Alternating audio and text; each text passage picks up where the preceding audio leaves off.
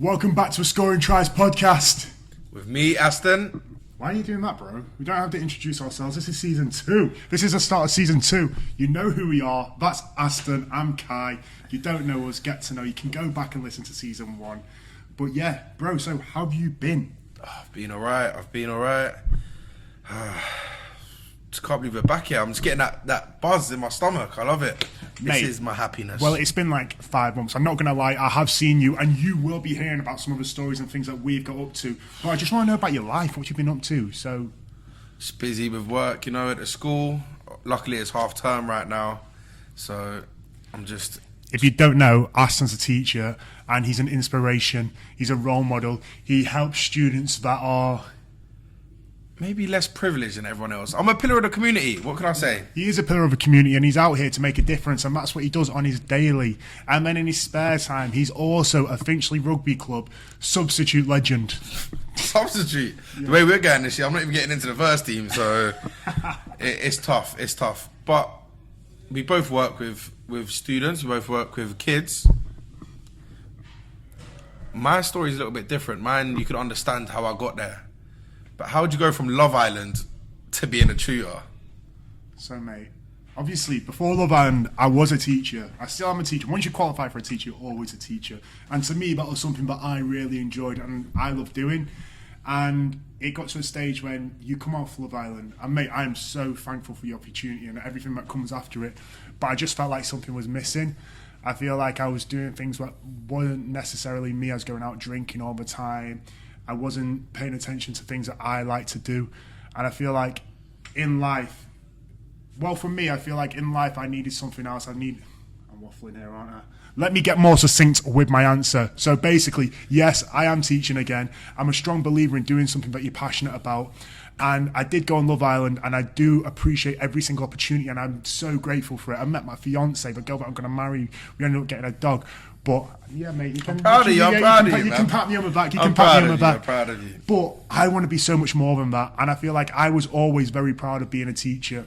And Love Island was 10 weeks of my life, probably 10 of possibly the most influential weeks of my life. But there's so much more to me, and there's so much more that I want to do, and being a positive influence on people is something that I want to do and what I'm aiming to do. So that's why I'm teaching again, and that's why I'm so thankful for the opportunity to be given a chance to teach again, because that's something that I wasn't sure after going on such a high-profile program that you could do. But I'd like to say that I conducted myself well, and it was a true representation of me. Even though people do argue that reality TV isn't a true representation of you.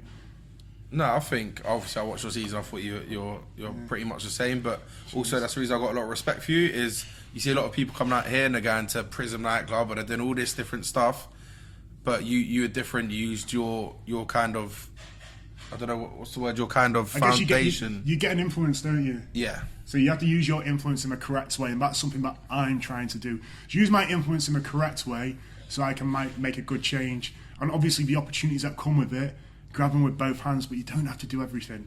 And for me, I wasn't a mad party animal anyway, so doing all that stuff, all the extra stuff, I feel like was just a distraction to my main goals. My main goals are obviously teaching, education, rugby. I really do enjoy social media and creating content, and that's why you see me all the time dancing on your Instagram reels, but then also spending time with your close friends and family. Can you dance? Mate, I cannot dance, but if somebody wants to get me on their dancing shows, you know, your mum's my little plug there, so... who knows? Let's tell them about your mum.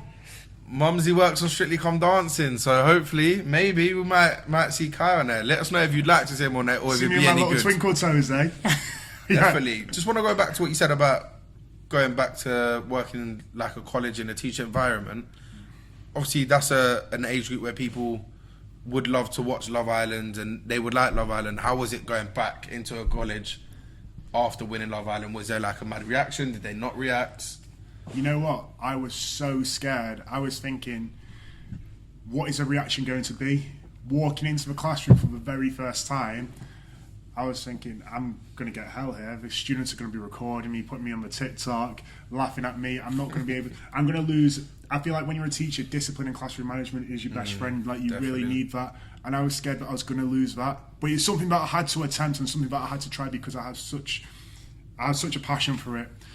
But then, I'm not even going to lie, as you mentioned, they are the age group that do watch Love Island, they do watch reality TV. they are massive on social media, but they didn't care. Yeah. Like, they honestly didn't care. I walk into a classroom and they may all follow me on Instagram and TikTok and they'll ask me about my life, but I feel like because times have changed even since we were younger, it's not a big thing to them. Like, they all make their own TikToks, they all make their own Instagrams, but it's not something that they look at and laugh at. They still respect me. I still have classroom management. They ask me different questions to what I've usually been asked, but that's just because they're interested. They're interested in the stories that I've got to tell because, like I've mentioned quite a few times, I am fortunate to have some of the stories that I've got, and I feel like it's given me a bit more of a rounding with my teaching. So, another question that I'm dying to ask. Do you get recognised more for being Love Island winner or being on a Scoring Tries podcast with Aston? I get recognised more for being on the Scoring Tries podcast with Aston Stevenson. Stevens, the second name as well. I'm here for it. I'm here for it. You know what? People don't even recognise me. People come up to me in the street and they're like, "You're boys with Aston, aren't you?" I'm like, "Yeah, I am boys with him." So that's what I get recognised more for. But anyway, less about the teaching and education. Yeah. This is a rugby podcast. So, as we mentioned, you are Finchley's best legend sub. Like, everyone in Finchley goes around chatting Aston Stevenson's full name. But like, that is a guy from the Scoring Tries podcast. So tell me about how your season started. Yeah, so I think I've only played a handful of games so far, but the boys, we're 7 from 7 at the minute, so we're doing well. Bonus point win in every game so far. Obviously, you're going to find out in the next episode, but I got dragged out somewhere, ended up getting dropped. Couldn't really get back in because the boys are doing so well. But look, I'm not here to cry about that. How's your season going, Bletchley? Well, yeah, as you mentioned, I have joined a new rugby team. I'm not even going to lie as well. I nearly quit playing rugby. Same. Just because I thought I'm getting older, I'm living in a new area, don't really know anyone. I feel like it's a bit of the old anxiety of going somewhere, being prejudged because everybody seems to already have an opinion on me, especially when we hear that you're from a reality TV show. So, but then anyway, I decided to swallow the bullet and go down to my local rugby club, and I am enjoying my rugby more than I've enjoyed it for years. See, you know me as a second row. Okay, so Aston knows me as a second row. Everybody that I know from rugby knows me as a second row. But this season, I am playing as a winger. I mean, me, you can't even see my height on here, but 6'5". 6, mate. You take inches everywhere you can get them. You take them everywhere I know. Don't worry, I know. So, me, 6'5", winger, and I'm saying that with pride now. I am playing this season, and every single game that I've played this season, we've won. Do you know what's happened in the few games where I've been unavailable? Am I hearing, one sec? I'm hearing that there's been a couple losses. Yeah, there's been a couple of losses. And I know the boys might might get a few fines for this, for saying this, but I've not lost a game for Bletchley since I've been wearing that shirt. The losses have been coming when I've not been in the team. You've heard it here first. This is the Rodri of rugby union. Mate, imagine being that much of an influence that even on the wing, you're influencing the games. You know you're going to get killed for this. Yeah, I am going to get killed for this. But I also have to get out there that I've scored something like 6 tries in 4 games as well on the wing. Which, are they all league tries, yeah? Just make sure we're not claiming friendly tries. There's one friendly in there. Shameless.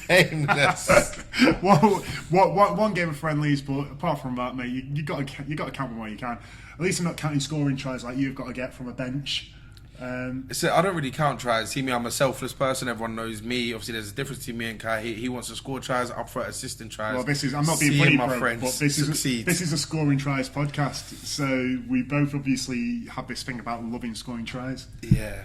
But obviously, I love seeing my friends score tries, seeing them happy, seeing them go home, they're able to go to their family with a smile on their face, knowing that I provided them with that. Don't worry about me. Yeah, no, I'll be all right. I love that as well. Oh, do you know what happened in my last game? So the last 2 games I played, it's gone down to literally the final play of the game. Been drawing up until that. We've been nail-biting games. It's a competitive league this year, and we keep coming out on top in the fixtures. Anyway, R10, Cam, he's a bit of a Maverick. He's a bit flary, can do a bit of everything. You see him throw like a 30-yard pass and it'll come off. He'll do a little cross-field kick and it'll come off. I've not seen him, to be honest, I'm going to put this here, I've not seen him put a foot wrong so far this season. Except for the 2 games that you lost. Yeah, apart from the 2 games where I lost. Okay, but I think he actually wasn't in the team for one of them. He actually had an injury. So this big shout out to Cam. Anyway, the last game, we're on their 22. I'm thinking, oh my gosh, okay, it's on my wing. I'm stood behind. It still feels wrong you saying wing. I step in a little bit tighter. I'm behind my ruck. I'm thinking, final 22, final play of the game. What are you gonna do? Are you gonna try and take those 3 points, or are you gonna what? Go for the try. Mate, I wasn't going for that try. I was screaming at him. I was like, Cam, pass me the ball. Mate, I was about to go for a drop kick. Anyway, as soon as he went to pass me the ball was in motion. Mate, I'm lining up to take this drop kick. Referee blows a whistle, penalty. Yeah, it should be a penalty if you're lining up for a drop penalty. kick. Penalty. We win. Okay, we win. We win. Last play of the game again. Cam converts it, slots it, gets him a local newspaper. Another victory when I'm in my team. So I'm taking that as well. I Yeah, agree, innit? shameless. It's me, myself, and I. I am shameless. I don't even care. Flipping hell. But it's been a top season so far. Can't play for the next couple of weeks, but I'm sure we'll get to winning ways when I'm back. Yeah, I'll try and go to training so that I can get back in the team. Yeah. But I might just retire at this point. Boys doing In too fact, well. do you know when me and Aston first met? Actually, we were playing in a sevens tournament, and and it was a group stage, and somehow we were bottom. I don't have a clue how we were bottom of a group, and it was the last play of the game. I just scored a try, and I think we needed 3 points or we needed like a couple of points anyway to go through, and we needed the conversion. Anyway, the 10 comes up to me. Whoever was playing 10 in that game comes up to me and he goes, Kai, do you want me to take it? Do you want me to take the points after you try? And I'm like, mate, say no more. Say no more. You are not taking this. This is my opportunity. Anyway, go to slot it, and I did my meniscus. Yeah. Lamb shank. Yeah, I was out for ages. In fact, even when, like 3 months later, we flew to Luxembourg to play for Jamaica. Do you remember my knee? No, I don't really. I just had like electrical tape just strapped to my knee, trying to make it feel as good as. That's what he does for his country, though. Yeah. Some people need to take a leaf out of Kai's book. Yeah, this is what I did for Jamaica. And you know what? I'll let you. In fact, What do they do for us? Yeah, you want to talk about Jamaican rugby? You can talk. Listen, you. I'm not talking about Jamaican rugby because Laurie might cry again. So we'll move swiftly on to the next topic. So yeah, Jamaican rugby. I've actually, as I mentioned earlier, I was going to retire from club rugby, but I've had a bit of a resurrection, and it's game changing for me. I'm the best player I've ever been, and I'm a winger. But I have retired from international duty right now. I'll try to take this moment to say it's been a great journey, but I also retire from fraudulent Jamaican rugby. For two games that I made an appearance with were just the £3,000 we had to spend to get out there. Don't worry about that.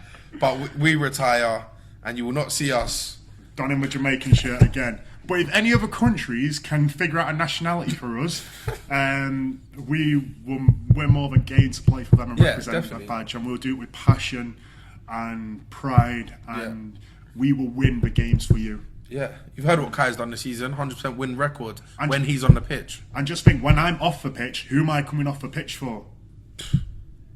The bench warmer. So, it's a win-win. Oh my gosh, is that Aston from Scoring Tries podcast? Oh, we're not doing this again. Oh my gosh. Oh my not god. Like Kai's engagement party, he thought he'd play a nice little trick on me.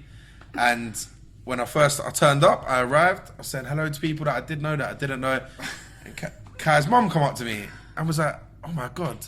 She was starstruck. She was like, is that Aston from Scoring Tries? And the idiot that I am, I actually thought, flipping hell. Someone actually recognised me from Scoring Tries.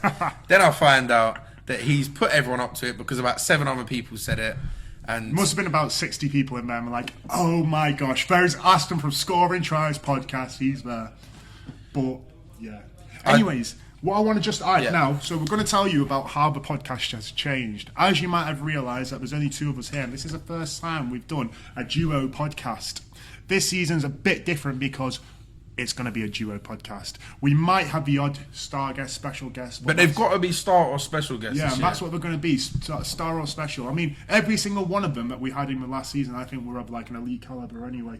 We had multiple premiership winners, internationals. So this guest on this one is going to be a big one, we promise you. But we're talking about our experiences this season, grassroots rugby, international Jamaican rugby, our friendships in rugby culture, and also some other things that we get up to. So the next episode that you're going to listen to us is a big one. And as we mentioned, it's got to be a special guest. It's got to be special. And we were special guests to the most special person that you could possibly find currently playing rugby at the minute, the best rugby player in the world, and we're going to leave it to the next episode for you to decide. So thank you for watching. Tune in. Cheers.